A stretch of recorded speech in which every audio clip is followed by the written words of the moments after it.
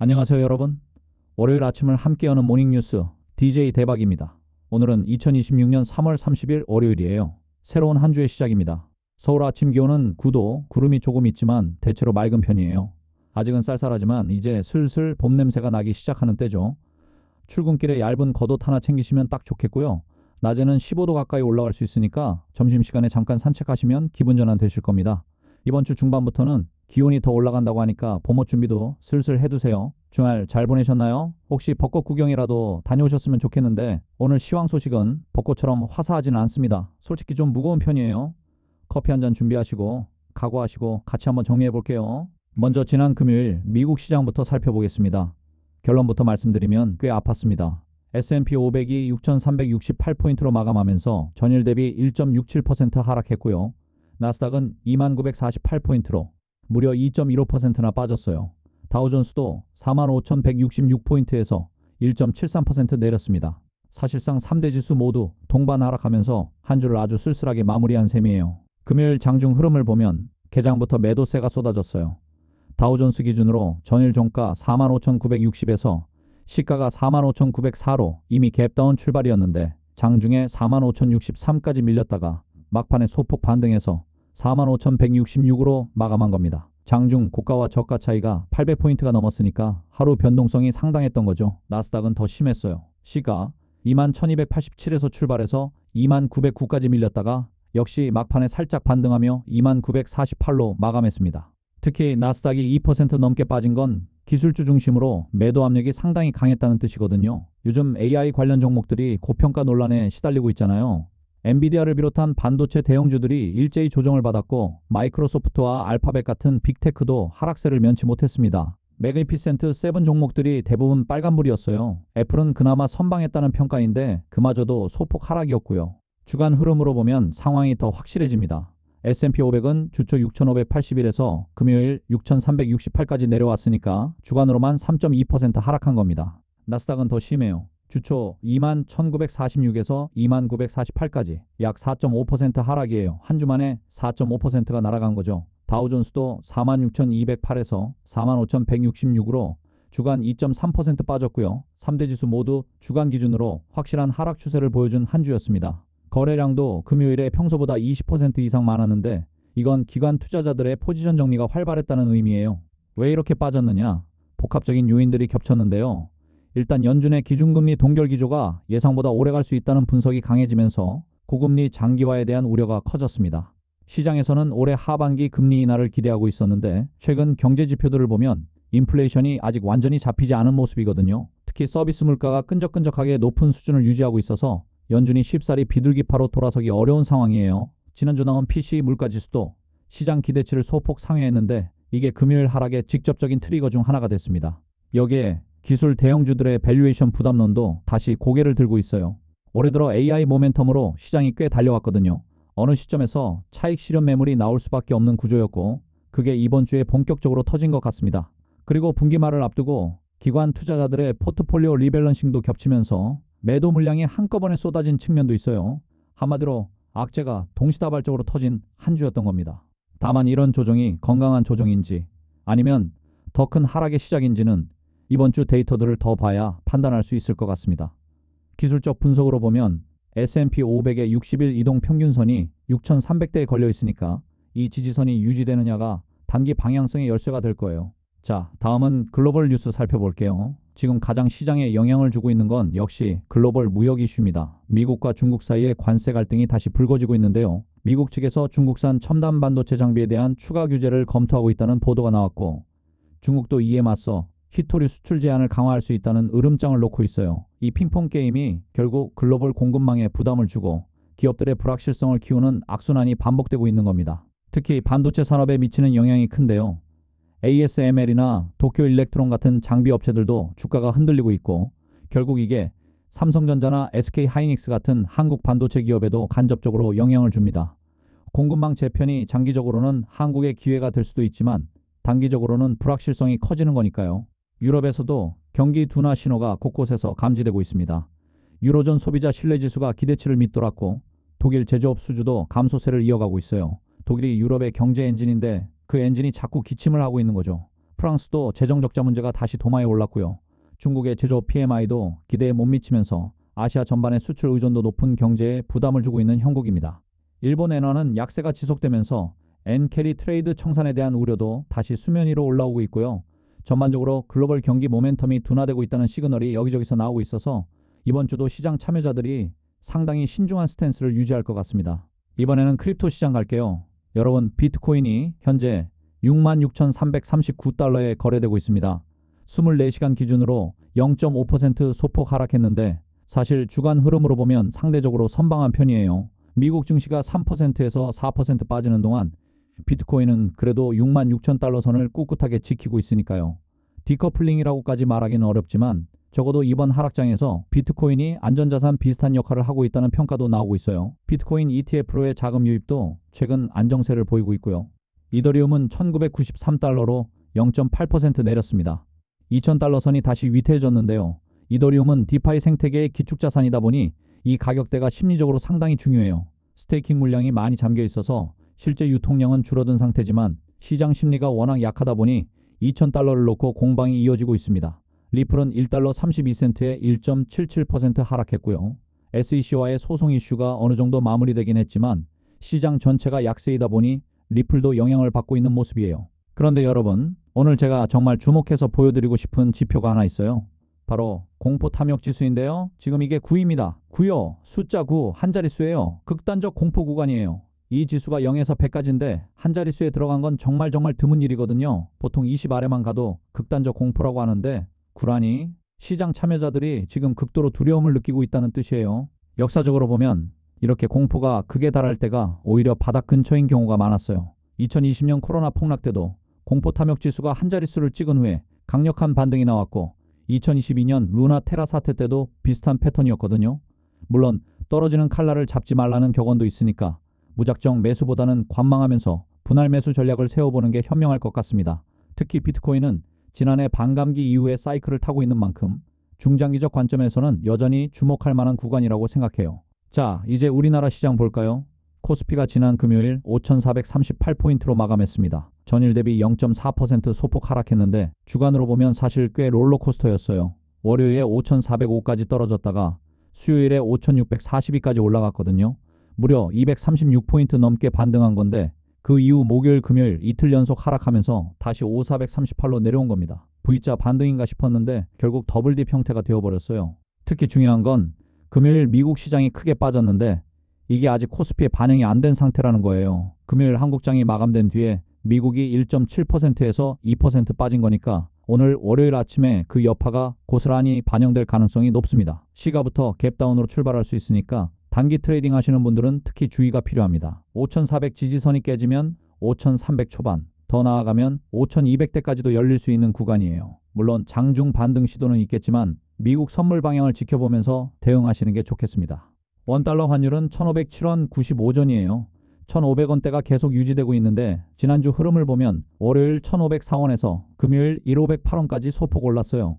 달러 강세 기조가 이어지고 있는 겁니다. 이 수준의 환율은 수출 기업에는 매출 환산 이익이 있지만 수입 물가 부담과 외국인 자본 이탈 측면에서는 부정적이에요. 한국은행도 이 환율 레벨을 상당히 주시하고 있을 거고요. 1,510원을 넘어가면 구두 개입이 나올 수도 있는 구간입니다. 또한 환율이 높다는 건 외국인 투자자 입장에서 한국 주식의 달러 환산 매력이 떨어진다는 뜻이기도 해서 외국인 순매도 압력이 지속될 수 있다는 점도 염두에 두셔야 합니다. 부동산 쪽 소식도 잠깐 짚어볼게요. 서울 아파트 시장은 여전히 관망세가 우세합니다. 3월이면 봄 이사철인데도 거래량이 기대만큼 올라오지 않고 있어요. 고금리 환경이 지속되면서 매수 심리가 위축된 상태고 주담대금리가 아직 4%대 중반을 유지하고 있어서 실수요자들도 선뜻 나서기 어려운 상황이에요. 전세시장은 그나마 안정적인 흐름을 보이고 있지만 역전세난 우려가 일부 지역에서 나오고 있고요. 강남 3구와 마영성 지역의 신축 아파트는 여전히 강보합을 유지하고 있어서 지역별 연식별 양극화가 더 심해지는 모습입니다. 재건축 기대감이 있는 노후 단지들은 실거래가 기준으로 조금씩 오르고 있는 반면 외곽 구축 아파트는 호가를 낮춰도 거래가 안 되는 상황이에요. 자, 오늘의 핫 이슈 갑니다. 이번 주는 분기 말이에요. 3월 마지막 주니까 기관들의 윈도우 드레싱 효과도 기대해 볼 만합니다. 윈도우 드레싱이란 펀드 매니저들이 분기 말에 수익률을 예쁘게 꾸미기 위해서 보유 종목을 조정하는 건데요. 보통 이미 많이 오른 종목은 더 사고 빠진 종목은 정리하는 경향이 있어요. 그래서 분기 마지막 며칠은 시장에 일시적인 매수세가 유입되는 경우가 종종 있습니다. 다만 이번에는 시장 분위기가 워낙 안 좋으니까 그 효과가 제한적일 수도 있어요. 그리고 4월 초부터는 본격적인 1분기 실적 시즌이 시작됩니다. 특히 미국 빅테크 기업들의 1분기 실적과 가이던스가 시장 방향을 좌우할 핵심 변수가 될 텐데요. AI 관련 투자 규모가 실제 매출과 이익으로 이어지고 있는지 아니면 아직 투자 단계에 머물러 있는지가 최대 관건입니다. 월가에서는 이번 실적 시즌이 AI 버블론의 진위를 가를 분수령이 될 거라는 전망도 나오고 있어요. 실적이 기대를 충족하면 시장이 빠르게 반등할 수 있지만 실망스러우면 추가 하락의 빌미가 될 수 있겠죠. 국내에서는 삼성전자와 SK하이닉스의 1분기 잠정 실적 발표가 4월 초에 예정되어 있으니까 반도체 섹터에 관심 있으신 분들은 이번 주 말부터 미리 체크해 보시면 좋겠습니다. 특히 HBM, 고대역폭 메모리 관련 매출 가이던스가 중요한데요. AI 서버용 반도체 수요가 실제로 얼마나 성장하고 있는지 확인할 수 있는 기회니까요. 또 하나 중요한 이벤트. 이번 주 수요일에 미국에서 3월 소비자 신뢰지수가 발표되고 금요일에는 3월 고용보고서가 나옵니다. 특히 고용보고서가 중요한데요. 비농업 신규 고용과 시간당 평균 임금, 실업률 이 세 가지를 주목해야 합니다. 노동시장이 여전히 견고하면 연준의 금리 인하 기대가 더 후퇴할 수 있고 반대로 고용이 둔화되면 경기 침체 우려가 부각될 수 있어요. 어느 쪽이든 시장에 큰 변동성을 줄 수 있는 이벤트이니까 꼭 참고해 두시면 좋겠습니다. 자, 좀 무거운 소식들이 많았는데 마무리는 밝게 해볼게요. 여러분, 월요일이 싫다는 분들 많으시잖아요. 월요병이라고 하죠. 그런데 재미있는 이야기 하나 해드릴게요. 실제로 월요병이 과학적으로 존재한다고 합니다. 주말에 늦게 자고 늦게 일어나는 패턴이 반복되면 체내 시계가 어긋나는데 이걸 소셜 제트 레그, 사회적 시차라고 해요. 마치 해외여행 다녀온 것처럼 몸이 혼란스러운 상태에서 월요일 아침을 맞이하니까 힘든 거죠. 그래서 전문가들은 주말에도 평일과 비슷한 시간에 일어나는 걸 추천하는데 솔직히 그게 쉽지 않죠. 저는 AI니까 시차가 없다는 게 유일한 장점인 것 같아요. 어쨌든 시장 얘기로 돌아오면 이런 극단적 공포 구간에서는 감정적으로 매매하면 안 됩니다. 워런 버핏 할아버지가 그러셨잖아요. 다른 사람들이 두려워할 때 탐욕을 부려라. 물론 무작정 사라는 말이 아니에요. 이런 때일수록 본인만의 투자 원칙을 점검하고 현금 비중을 확인하고 분할 매수 계획을 차분하게 세워놓는 게 중요하다는 뜻입니다. 패닉에 팔지 마시고 유포리아에 사지 마시고 원칙대로만 하시면 됩니다. 오늘도 함께 해주셔서 감사합니다. DJ 대박이었습니다. 새로운 한 주 좋은 일만 가득하시길 바라고요. 월요일 힘내세요. 내일 또 만나요. 오늘도 모닝뉴스 들어주셔서 감사합니다. 여러분의 일요일 아침 친구 DJ 똥별이었어요. 즐거운 일요일 보내시고 내일 월요일에 또 만나요. 안녕. 하지만 걱정만 하면서 소중한 토요일을 보내기엔 너무 아깝잖아요. 오후에 미세먼지 거치면 밖에 나가서 봄바람 좀 쐬세요. 서울 낮 20도면 카페 테라스에서 아이스 아메리카노 한잔하기 딱이에요. 시장은 항상 오르고 내리지만 여러분의 소중한 일상은 지금뿐이니까요. 맛있는 거 먹고 좋은 사람 만나고 기분 좋은 토요일 보내세요. 밤에 축구도 꼭 챙겨보시고요. 모닝뉴스의 DJ 똥별이었습니다. 행복한 주말 되세요. 안녕. 최근 한국은행의 금리 정책도 중요한데요. 유가 상승으로 인한 물가 압력이 한은의 금리 인하 여력을 제한하고 있어요. 소비심리 위축으로 내수는 부진한데 물가는 오르는 전형적인 스태그플레이션 우려가 나오고 있는 상황이에요. 한은이 어떤 선택을 할지 다음 금통위 결정에 관심을 가져보시면 좋겠습니다. 마지막으로 재밌는 통계 하나 알려드릴게요. 공포 탐욕 지수가 11이라고 했잖아요. 역사적으로 크립토 공포 탐욕 지수가 10대까지 내려간 적이 몇 번 없어요. 2022년 루나 사태 때, 2020년 코로나 쇼크 때 정도인데 그때 바닥에서 매수한 사람들은 이후에 큰 수익을 올렸죠. 물론 이번에는 전쟁이라는 전혀 다른 변수가 있으니까 단순 비교는 위험하지만 역사 맥락은 알아두시면 도움이 될 거예요. 자, 그럼 오늘 전해드린 내용 한 줄로 요약하면요. 미국 증시 반등, 유가 급락, 금값 사상 최고, 크립토 극단적 공포, 코스피 반등, 그리고 이 모든 것의 열쇠는 이란 휴전 협상입니다. 더 자세한 시황 분석은 janjun0.com에서 확인하실 수 있고요. 유튜브 채널 업다운 대박에서도 매일 만나보실 수 있습니다. 구독과 좋아하시는 분들은 언제든 환영이에요. 자, 마무리곡 준비했어요. 저희 AI 뮤지션이 만든 따끈따끈한 최신곡인데요. 안개 낀 봄 아침에 들으시면서 기분 좋게 하루를 시작해보세요. 오늘 하루도 화이팅 하시고요. DJ 보리는 내일 아침에 또 찾아뵐게요. 모두 좋은 하루 보내세요. 하지만 이 반등을 마냥 좋아할 수만은 없습니다. 공포 탐욕 지수가 10일 극단적 공포 구간에 머물러 있거든요. 이게 무시무시한 게 무려 46일 연속 극단적 공포입니다. 2022년 FTX 붕괴 이후 가장 긴 연속 기록이에요.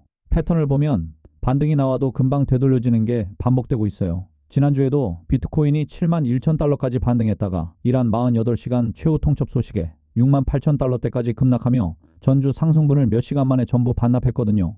그때 2억 4,300만 달러 규모의 롱 포지션 강제 청산이 발생했다고 합니다. 총 크립토 시가총액은 현재 약 2조 5,100억 달러이고 비트코인 도미넌스는 56.6% 수준이에요. 비트코인의 시장 지배력이 높다는 건 알트코인에서 비트코인으로 자금이 쏠리는 안전 추구 심리가 강하다는 뜻이기도 합니다. 밝은 소식도 있어요.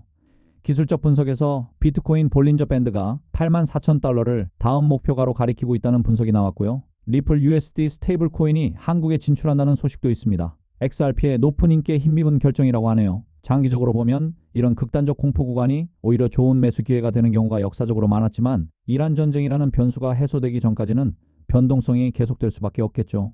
그리고 글로벌 시장 소식 하나 더 전해드릴게요. 인도 증시도 이번 이란 사태에 큰 타격을 받았습니다. 지난주 인도 센섹스 지수가 1836포인트, 2.54% 폭락했고 니프티 50 지수도 602포인트, 2.6% 급락했어요. 금과 은도 한때 10% 가까이 급락하는 이례적인 움직임을 보였습니다.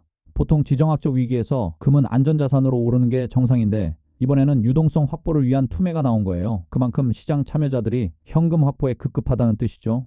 일본 니케이 225 지수도 0.79% 하락한 52,863에 마감했고 영국 FTSE 100은 0.13% 소폭 상승한 9,970을 기록했습니다. 유럽은 상대적으로 선방한 편인데 이건 유럽 중앙은행이 에너지 위기 대응에 적극적이라는 기대가 깔려 있어서 그런 것 같아요. 오늘 한국 증시 전망도 간단히 말씀드리면 어젯밤 미국 시장이 소폭 하락 마감했기 때문에 오늘 코스피는 보합 내지 소폭 약세로 시작할 가능성이 있어요.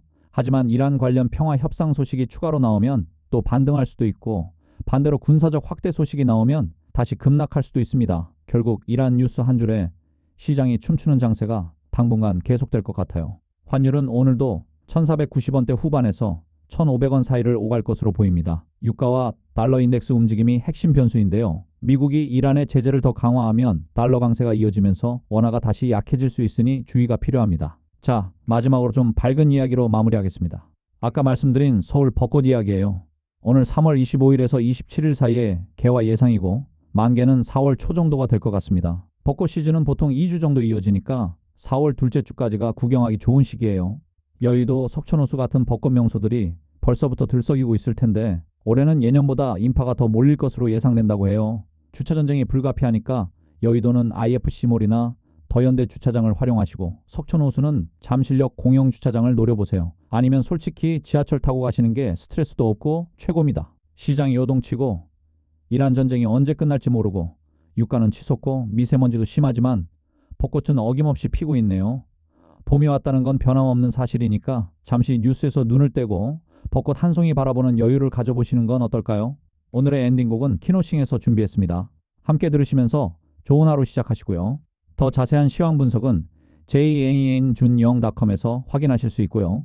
유튜브 채널 업다운 대박에도 놀러오세요. 구독과 좋아요는 항상 큰 힘이 됩니다. 오늘도 모닝뉴스 들어주셔서 감사합니다. DJ 대박이었습니다. 편안한 수요일 보내세요.